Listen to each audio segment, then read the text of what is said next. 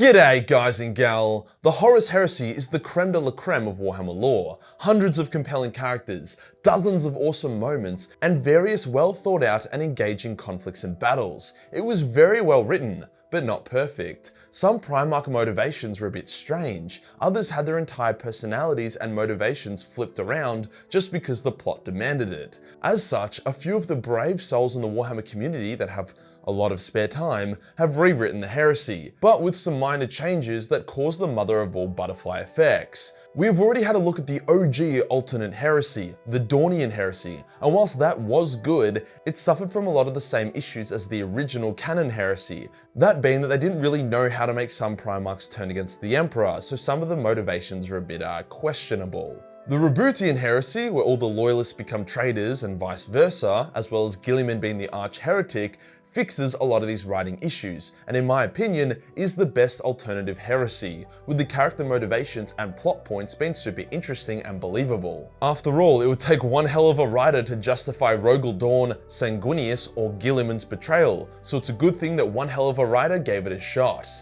Before we get started, Manscaped. We all know them, I love them, and judging by the fact that they keep giving me a pay raise, we can safely assume a lot of you guys do as well. We all know them mainly because of the lawnmower, a nifty little device that you can rub on your balls without getting nicked or cut. Meow. Then there is the ball deodorant, which literally deletes stanky dick, like it's literally voodoo, it's amazing. Both these products I use on the daily are in the performance package bundle, but I have something extra special today. The new collection of anti-chafing and genuinely well-made boxes. These are my go-tos, especially when I'm getting sweaty with other men. In jiu-jitsu, of course. They don't chafe, they don't dig in, they don't have an annoying tag at the back, and they also do a good job of holding in the family jewels while still being breathable. On top of that, they look dope. So to get those bad boys, as well as literally any other Manscaped product for 20% off and free international shipping, use my linking code Majorkill below. Cheers to Manscaped for sponsoring this video. Today we'll go over the Roboutian heresy, pointing out the differences made from the main canon heresy and how that affected Primarchs in the new setting. The Roboutian heresy is very deep and extensive, having over 75 pages of lore, so I'll instead be focusing on the fun key points and not stuff like how Sanguinius only goes down on his girlfriend during her special time of the month. Let's get into it. This alternative heresy kicks off with an Ultramarine fighting a Greater Demon of Change. As the Ultramarine impales the Greater Demon, invoking his Primarch's name, the Greater Demon decides to fuck with him by showing him the Roboutian alternative heresy. Classic tit snitch. As a result of this change, everyone's future predictions become really funky. A lot of people foresaw the Horus Heresy in this alternative timeline, however their visions would become useless as the opposite would occur. Only a few future seers were able to make readjustments in time, hence the Roboutian Heresy is much more volatile, with a lot less things set in stone. In canon, nearly every traitor Primarch has a clear flaw in their upbringing which caused them to turn to chaos, whilst nearly every Loyalist has a clear saving grace in their upbringing which has kept them out of the naughty corner. The Roboutian heresy starts by flipping this on its head, hence making everyone's character motivations much more believable than just, Sanguinius got really horny, so he's now a demon prince of Slaanesh. For the canonically traitor side, Magnus was more accepted and appreciated by his brothers. He was able to use his knowledge of the warp to help safeguard some of his brothers from chaos. For example, due to him being closer to Fulgrim, he was able to sense the Layer Blade and prevent Fulgrim from shoving it down his dickhole. No Layer Blade means no Chaos Fulgrim, simple as that. Also, Magnus was forced to deal with a significant threat without the use of his warp powers. This was a decisive lesson for him, as it showed him that he was more than just a magician. When Conrad landed at Nostramo, he was adopted by a woman and raised with good morals and ethics. This, combined with his strong sense of justice, turned him into a guardian of the vulnerable, not just some twisted executioner. Eldrad was able to prevent the Elder strike team from attacking Angron, due to him sensing the changes in the tides of the future. As such, Angron wasn't weakened by the Elder attack, hence didn't get captured by the High Riders, who would go on to ruin his life via implantation of the Butcher's Nails. Hence, Angron grew up with a lot of empathy and strong morals of honor. After all, in canon, Angron was a psychic empath before the nails ruined everything, so this isn't a stretch at all. Morty was allowed to conquer his planet on his own terms before the Emperor arrived, hence he harboured no resentment towards his father like he does in canon.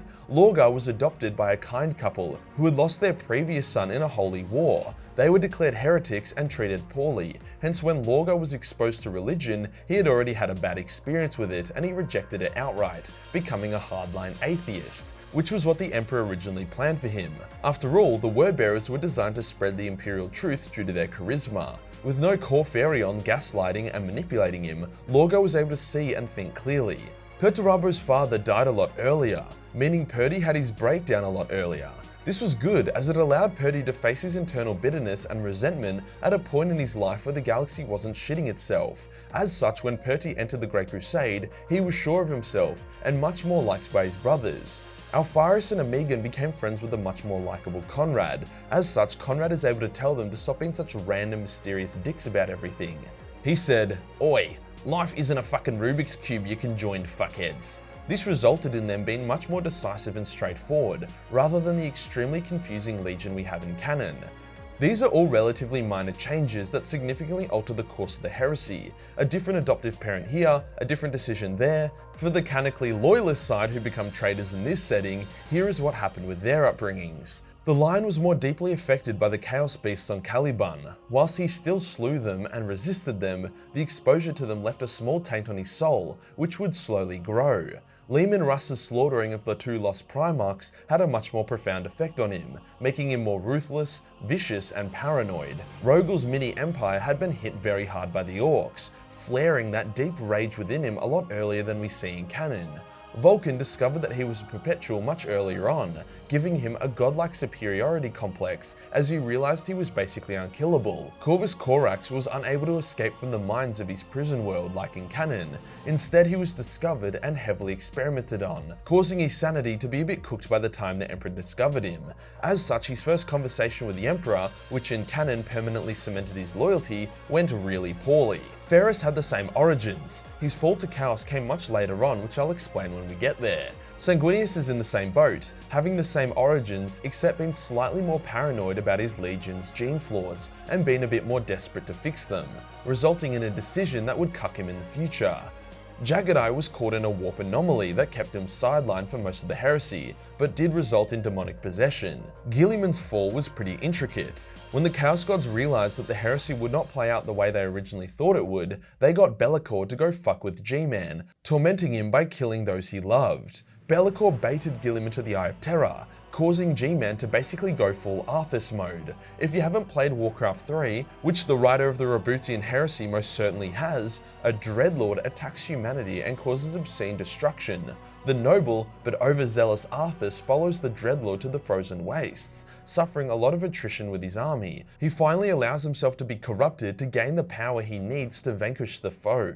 Guilliman basically follows this exact path, including to the last moment, where Be'lakor / the Dreadlord are gloating that they have finally corrupted Arthas / Guilliman, only for the fallen champion to slay them on the spot and take control of the forces of evil. So it was a combination of Be'lakor's torment, Guilliman's exposure to the corrupting forces of the Eye of Terra, his own arrogance in believing that he could overcome the warp and use it for mankind's good, and Warcraft 3 that turned G-Man into the Arch Heretic. But I'm getting ahead of myself. The Great Crusade happened with not too many big differences. The new personality traits and quirks brought upon by the new Primarch origins not been enough to dramatically affect the Crusade's progress. Something that was quite different, however, was due to Magnus not being a fuckwit, the Emperor allowed him to come with him to Terra to help him with his webway project. He also chose Perturabo to be the Praetorian of Terra, and to be the one to help build the Imperial Palace's defences. This was due to the fact that Perty wasn't a bitter little shit, who internalized his loathing of siege warfare, and instead was open about his willingness to build rather than destroy.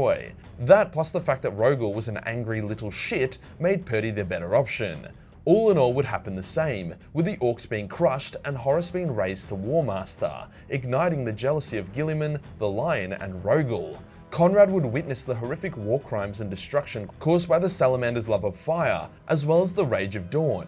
He would be very disturbed by both, nearly killing Dawn after the Big Dawn killed thousands of civilians. The Council of Nicaea would still be called into session to determine the fate of the Librarius, with Lehman being very outspoken against Psykers, whilst Magnus was obviously for it. However, due to Magnus's restraint and respect, he wouldn't make an unhinged rant like he did in canon. Lehman, on the other hand, being more unhinged, would, resulting in the council favouring Magnus and the Librarius, whilst further isolating and enraging Russ. Guilliman would fall to chaos as I described earlier and begin turning his brothers to the side of chaos as well. Sanguinius' fall would match canon pretty closely.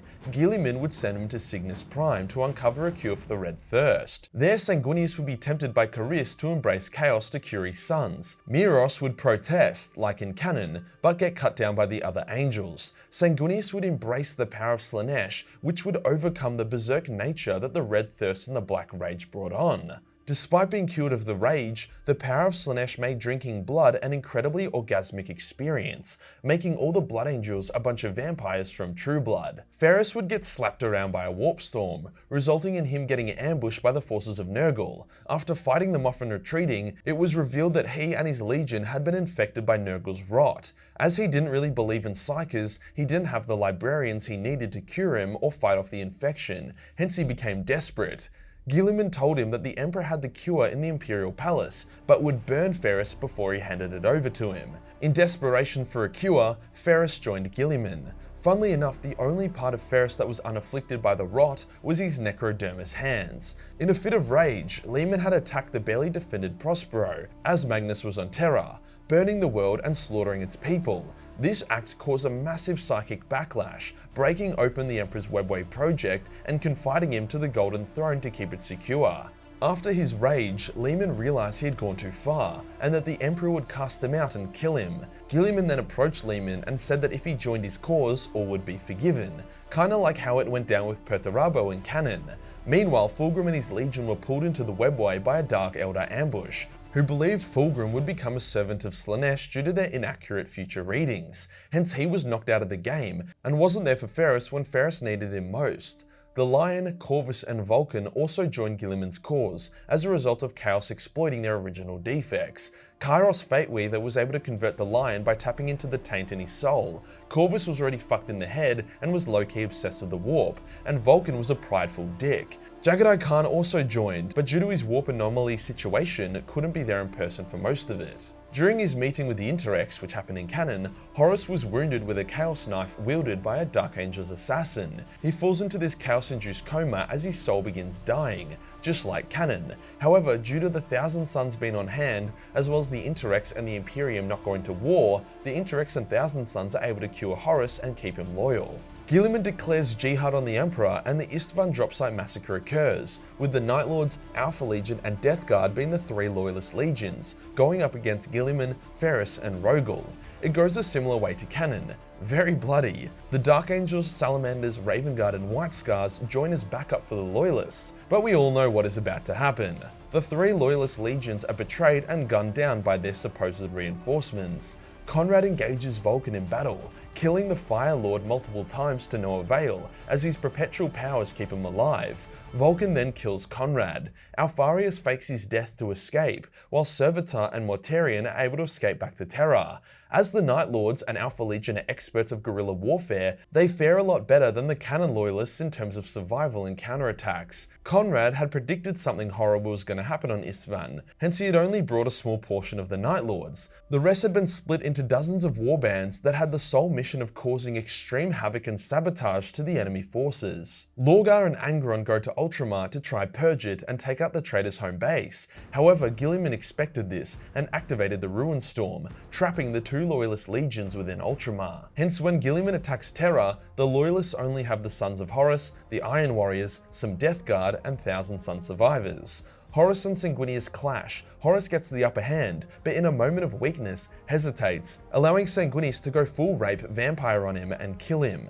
In revenge, the Mournveal, consisting of Abaddon, Garviel Loken, and 2 other badasses, fight Sanguinius, banishing him at a great cost. To taunt the sons of Horus, the Slaaneshi slut Blood Angels drag Horus's body away to violate. It was a pretty grim scene. Whilst all this had been happening, Eldrad, Amegon, and Alanis Pius had gone on a quest to free Fulgrim from the Dark Elder so that he could save the day. They succeeded, hence all at once, the Alpha Legion, Night Lords, and Emperor's Children arrive on Terra to attack the Traitor's flank. Angron and Lorgar were also soon to arrive after escaping the Ruinstorm. Ferrus holds the Traitor's backline, whilst Guilliman, the Lion, and Rogel charge into the palace to kill the Emperor. Due to how intricate the defenses of the Imperial Palace were due to Perturabo's genius, the Traitor Primarchs are separated. Magnus faces the Lion and banishes him to the Warp, whilst Perty and Rogel start beating the living shit out of each other. Guilliman faces his father and the two fight. Unlike Canon Horus, who was a wounded chaotic meat sack, Guilliman was a beast, having dominated the chaos within him to become a single-minded slaughterhouse. He got the upper hand, but before he could strike and kill his father, Fulgrim appeared and stabbed Guilliman in the back, allowing the Emperor to come blast his soul, killing him.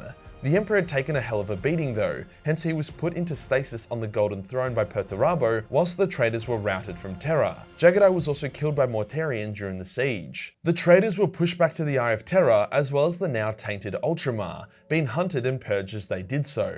Sanguinius had a mental breakdown, reimagining the Heresy except with him as the good guy. He used Horus's body to try clone him so that they could be friends again. Ferrus's body was rotting so badly. He prayed for his hands to fall off so he could forget what he used to be like, so he wouldn't be reminded about how far he had fallen. As he never really embraced Nurgle, he continued to rot and suffer.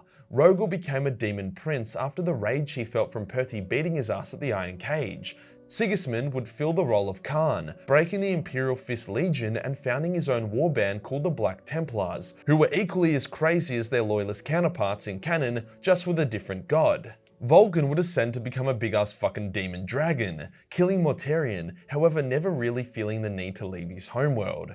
Alpharius died during the Heresy, with Amegon taking up his mantle and working to defeat Chaos. Eventually, each Loyalist Primarch would vanish, as each Traitor Primarch would then pursue their own devices. This Heresy resulted in 2 dead Traitor Primarchs and 4 dead Loyalists, whereas canon only had 2, maybe 3 dead Loyalists with 3 dead traitors. On top of that, Ultramar became a Chaos Haven, making their power and influence much greater than in canon. So overall, Guilliman as the Arch Traitor was noticeably deadlier for the Imperium than Horus. Like I said, there is a shitload of lore here, stuff like Corvus tapping into the Deep Warp and becoming a Cthulhu-looking motherfucker, or what was actually happening with Jagadai, but I'll save the 2-hour videos to the nerds in the back. We like hard and fast over here at Majorkill. I'll link the Roboutian Heresy in the description if you want to go through the whole thing yourself. If you enjoyed the video and you want to support the channel, then Patreon is the place to be. Only $1 per month give you access to a boatload of rub me off, gull my man hentai.